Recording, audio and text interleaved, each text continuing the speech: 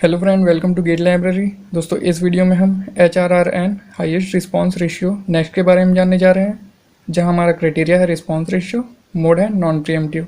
ठीक है, इसमें हमारे पास फार्मूला होता है जिसका यूज़ हम कब करते हैं, जब हमारे पास दो या दो से ज़्यादा प्रोसेस आते हैं तो उसमें कंपेयर करने के लिए हम इस फार्मूले का यूज़ करते हैं। ठीक है, जहाँ जो फार्मूला होता है वो W+S/S होता है। W होता है हमारा वेटिंग टाइम और S होता है सर्विस टाइम, जिसे हम रिस्पॉन्स टाइम भी कहते हैं। सर्विस टाइम, जिसे हम वर्स्ट टाइम भी कहते हैं। ठीक है, और ये फेवर्स होता है शॉर्टेज जॉब के में। तो चलिए फ्रेंड, इस टेबल के थ्रू HRRN एल्गोरिदम को अप्लाई करते हैं। ठीक है, और इसे समझते हैं।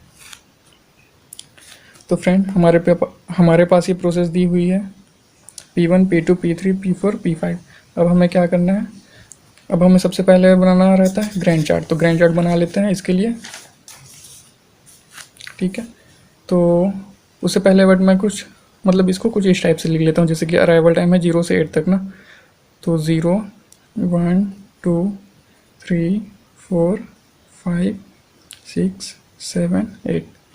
और यहाँ पे 0 पे P1 प्रोसेस, और 2 पे है P2, यहाँ पे P3, और 6 पे है P4, 8 पे है P5। ठीक, और बर्स्ट टाइम है हमारा 0 का 3, और 2 का है 6, 4 का है 3 का है, P3 का है 4, और P4 का है 5,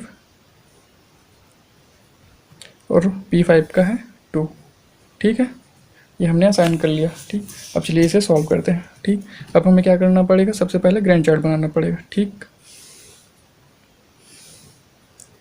तो ये हो गया हमारा ग्रैंड चार्ट। अब क्या करना पड़ता है, हमारा जो CPU स्टार्ट होता है वो हमारा होता है 0 से स्टार्ट हुआ। 0 पे हमें मिला प्रोसेस 1। ठीक, तो हम क्या करेंगे, प्रोसेस 1 है। ठीक, और इसका बर्स्ट टाइम है 3, तो हम 0 से लेकर 3 तक इसे अप्लाई कर देंगे, क्योंकि ये नॉन प्रीएम्प्टिव है इसलिए हम इसे कम्प्लीटली अप्लाई करेंगे। तो 3 हो गया, मीन्स अब इसने 0, 1, 2, 3, ठीक है, यहाँ तक कंप्लीट कर लिया, 3 पॉइंट तक चल लिया। ठीक है, तो हमारा P1 तो अभी कंप्लीट हो गया। तो अब हमारे पास सिर्फ एक ही प्रोसेस है P2।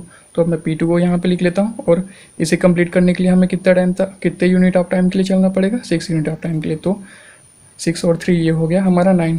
तो अब क्या हो गया, हम जैसे 8 है तो यहाँ 9, अब हम तो सीधे यहाँ तक पहुँच गए। ठीक, और इस बीच में हमारा P2 भी कंप्लीट हो चुका है। ठीक, अब हमारे पास है 3 प्रोसेस है जो कंप्लीट, 3 प्रोसेस हैं जो हमारे पास आ गई। ठीक, तो P3 है, P4 है, P5 है। अब हमें कंपेयर करना है। रिस्पांस रेशियो का जो फॉर्मूला है वो यहाँ पे लगेगा कि कौन सा हम प्रोसेस को अब यहाँ पे लेंगे। तो चलिए इस प्रोसेस को, तो चलिए ये जो फॉर्मूला है इसे अप्लाई करते हैं। ठीक है, तो हमें सबसे पहले क्या करना रहता है, फॉर्मूला जो होता है हमारा waiting time plus S upon S। ठीक है, सर्विस टाइम।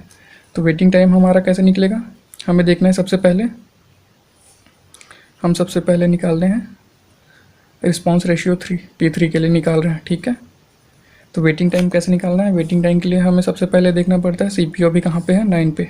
ठीक, 9, उसके बाद माइनस होगा, हमें P3 के लिए निकाल रहे हैं। तो P3 का हमें चाहिए अराइवल टाइम 4, तो मैं यहाँ पे 4 लिख लेता हूँ। ये 9 - 4, ये हो गया हमारा वेटिंग टाइम। प्लस उसके बाद हमें देखना रहता है बर्स्ट टाइम, तो ये है हमारा 4 जो हमारा सर्विस टाइम है, ये S, और उसके बाद यहाँ पे फिर से 4। ठीक है, ये W इज इक्वल टू, ये 9 यहाँ से आया और 4 आया हमारा ये अराइवल टाइम। ठीक है, यहाँ पे 9, ये आया 4। ठीक, अराइवल टाइम तो ये हमने कर दिया। अब इसे सॉल्व करते हैं। तो ये हो गया 5 + 4, ये 9 - 4, 5 + 4 अपॉन 4, 9 अपॉन 4, ये 2.1 समथिंग कुछ आएगा। ठीक है, अब इसी टाइप से हम R4 के लिए, इसके लिए निकाल लेते हैं। ठीक है, तो वेटिंग टाइम निकालने के लिए सबसे पहले तो CPU है हमारा 9 माइनस अराइवल टाइम है 6 प्लस बर्स्ट टाइम है 5, और ये यहाँ पे फिर से 5। ठीक, तो यह है हमारा 3 + 5 अपॉन 5। ठीक, तो 8 अपॉन 5, और ये हो गया 1.6। ठीक, और इसी टाइप से अब निकाल लेते हैं प्रोसेस 5 के लिए, R5। तो यहाँ पे 9 माइनस अराइवल टाइम है 8 प्लस 2 बर्स्ट टाइम, और यहाँ पे 2, तो ये हो गया हमारा 1 + 2/2, ठीक है। तो कितना 3/2 मीन्स 1.5, ठीक। अब हमें क्या करना रहता है, हमने तो ये फॉर्मूला जो है अप्लाई कर लिया, ठीक।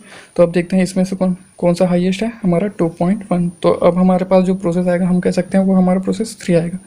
तो P3 को मैंने यहाँ पे लिख लिया, ठीक। और इसे कंप्लीट करने के लिए कितने यूनिट टाइम के लिए चलना पड़ेगा, 4, ठीक है। तो 9 और 4 13 हो गया, ठीक है। और इसी बेस पे हमारा ये भी प्रोसेस कंप्लीट हो गया। अब हमारे पास P4 और P5 बचा, तो अब हम किसे लेंगे, तो उसके लिए फिर से हमें ये फॉर्मूला अप्लाई करना है, ठीक है। तो रिस्पॉन्स रेशियो 4, अभी CPU कहाँ पे है, 13 पे। वेटिंग टाइम के लिए 13 - 6, ये जो है arrival time plus burst time.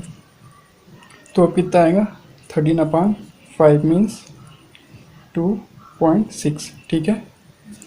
और नेक्स्ट है हमारा R5, जिसके लिए हम निकाल रहे हैं, तो CPU है।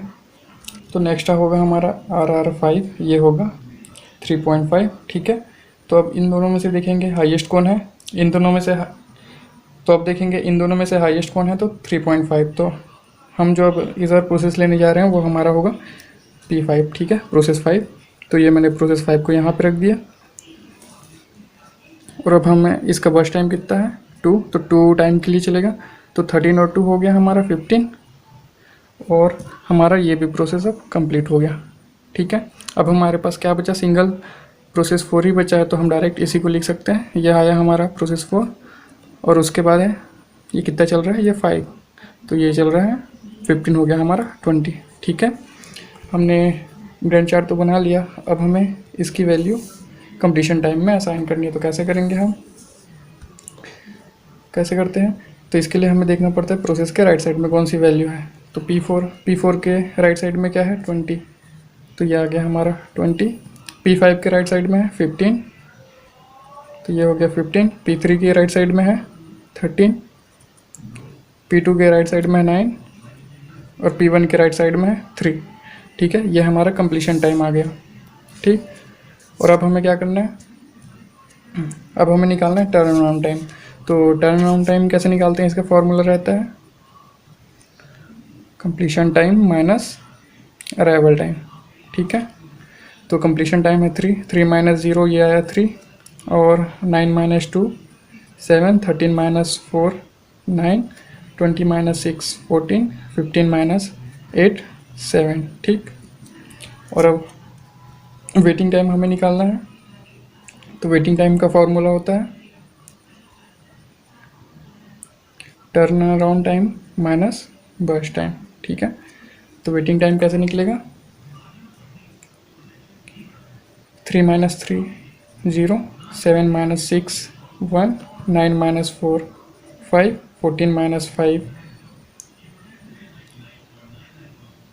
14 - 5 हुआ हमारा 9, और 7 - 2 हो गया 5, ठीक है।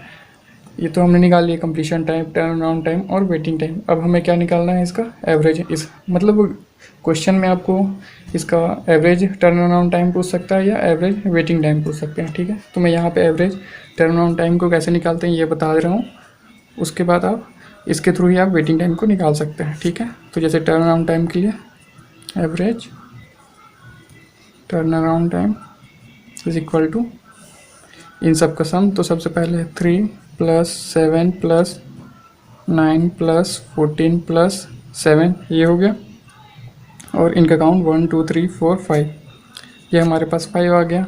अब इनको ऐड करते हैं 14 28, इनका ऐड कितना होगा,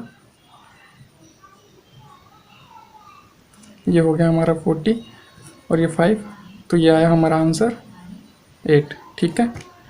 आंसर जो आएगा मतलब एवरेज टर्न अराउंड टाइम है वो हमारा 8 है, ठीक है। ये हमारा आंसर, इसी के बेस पे आप वेटिंग टाइम को भी निकाल सकते हैं, ठीक है। Thank you.